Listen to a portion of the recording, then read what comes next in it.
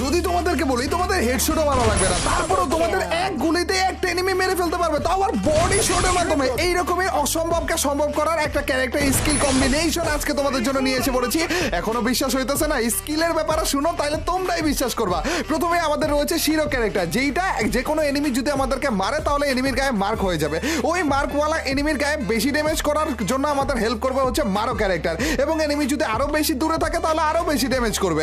তার উপর দিয়ে রিন ক্যারেক্টার রয়েছে, যে এনিমি না মরার লাস্টে যে রিন ক্যারেক্টারের জন্য তিনটা ছুরি যে বের হবে, ওই তিনটা ছুরি এনিমির গায়ে যে লেগে তারপরে যে আরো বেশি ড্যামেজ করবে।